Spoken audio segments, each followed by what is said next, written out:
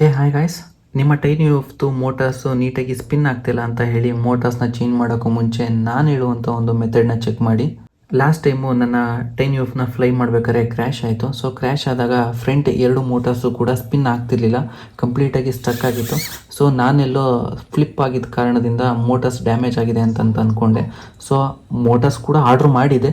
So ಯಾವುದಕ್ಕೂ ಒಂದ್ಸತಿ ಫೂಟೇಜಸ್ನ check ಮಾಡೋದ ಅಂತ ಹೇಳಿ ಫೂಟೇಜಸ್ನ ಚೆಕ್ ಮಾಡಬೇಕಾದ್ರೆ ಗೊತ್ತಾಯಿತು ಮೋಟಾರ್ಸ್ಗೆ ಕರೆಕ್ಟಾಗಿ ಪವರ್ ಸಪ್ಲೈ ಆಗ್ತಾ ಇಲ್ಲ ಅಂತ. ಅಂದರೆ ಫ್ಲೈಯಿಂಗ್ ಟೈಮಲ್ಲಿ ಮಿನಿಮಮ್ 50-60 ರೇಂಜಲ್ಲಿ ಇದ್ದಂಥ ಆಮು ಫ್ರ್ಯಾಕ್ಷನ್ ಆಫ್ ಮಿಲಿ ಸೆಕೆಂಡ್ಸಲ್ಲಿ ಝೀರೋ ಬಂತು. ಸೊ ಹಾಗಾಗಿ ಕ್ರ್ಯಾಶ್ ಆಯಿತು. ಸೊ ನನಗೆ ಅವಾಗ ಕ್ಲಿಯರಾಗಿ ಗೊತ್ತಾಯಿತು ಮೋಟಾರ್ಸ್ದು ಪ್ರಾಬ್ಲಮ್ ಇಲ್ಲ, ಮೋಟಾರ್ಸು ಸ್ಪಿನ್ ಆಗದಿರೋದಕ್ಕೆ ಮೋಟಾರ್ಸು ಪ್ರಾಬ್ಲಮ್ ಅಲ್ಲ ಅಂತ ನನಗೆ ಅವಾಗ ಗೊತ್ತಾಯಿತು. ನಾನು ಇನಿಷಿಯಲಿ AIO ಏನೋ ಪ್ರಾಬ್ಲಮ್ ಆಗಿರ್ಬೋದು ಅಂತಂತ ಅಂದ್ಕೊಂಡೆ. ಬಟ್ ಕ್ಲಿಯರಾಗಿ ಅಬ್ಸರ್ವ್ ಮಾಡಿದಾಗ ಗೊತ್ತಾಯಿತು ಮೋಟಾರ್ಸ್ಗೂ ಮತ್ತು AIOಗೂ ಕನೆಕ್ಟ್ ಮಾಡುವಂಥ ಈ ಸಾಕೆಟ್ಸ್ದು ಪ್ರಾಬ್ಲಮ್ಮು ಅಂತ. ಸೊ ನಾವು ಫ್ಲೈಯಿಂಗ್ ಮಾಡಬೇಕಾದ್ರೆ ಕೆಲವೊಂದು ಸತಿ ಕ್ರ್ಯಾಶ್ ಆಗುತ್ತೆ, ಮಣ್ಣು ಮೇಲೆ ಬೀಳುತ್ತೆ, ಎಲ್ಲ ಕಡೆನೂ ಹಾರಾಡುತ್ತೆ. ಸೊ ಆವಾಗ ಏನಾಗುತ್ತೆ ಅಂತ ಸಣ್ಣ ಡಸ್ಟ್ ಪಾರ್ಟಿಕಲು ಈ ಸಾಕೆಟ್ಸ್ ಅಂತಂದರೆ ಮೇಲು ಫೀಮೇಲ್ ಅಂತ ಏನು ಕೊಟ್ಟಿರ್ತಾನೆ ಅದರೊಳಗಡೆ ಕುತ್ಕೊಳ್ಳುತ್ತೆ.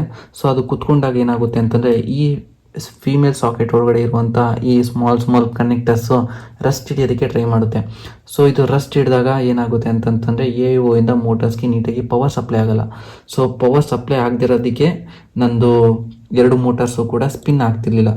ಸೊ ಹಾಗಾಗಿ ನಾನು ಏನು ಮಾಡಿದೆ ಅಂತಂತಂದರೆ ಕಂಪ್ಲೀಟಾಗಿ ಸಾಕೆಟ್ಸ್ಗಳನ್ನ ಎಲ್ಲ ಕಡೆನೂ ರಿಮೂವ್ ಮಾಡಿ ಡೈರೆಕ್ಟಾಗಿ ಸೋಲ್ಡ್ರಿಂಗ್ನ ಮಾಡೀನಿ, ವೈರಿಂಗ್ನ.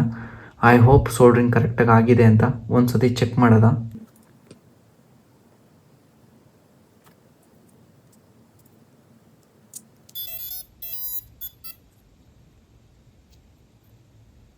ಗ್ರೀನ್ ಕಲರ್ ಲೈಟ್ ಬರ್ತಾ ಇದೆ. ಸೊ ಸೋಲ್ಡ್ರಿಂಗ್ ಎಲ್ಲ ಕರೆಕ್ಟಾಗಿ ಆಗಿದೆ. ಸೊ ಒಂದು ಸತಿ ರಿಮೈನಿಂಗ್ ಸ್ಪಾಟ್ಸ್ ಅಂತಂತಂದರೆ ಕ್ಯಾಮ್ರಾ ಮತ್ತು ಮೇಲ್ಗಡೆ ಇರುವಂಥ ಮೌಂಟಿಂಗ್ನೆಲ್ಲ ನೀಟಾಗಿ ಮೌಂಟ್ ಮಾಡಿ ಫ್ಲೈಯಿಂಗ್ ಮಾಡಿ ಟ್ರೈ ಮಾಡೋದ.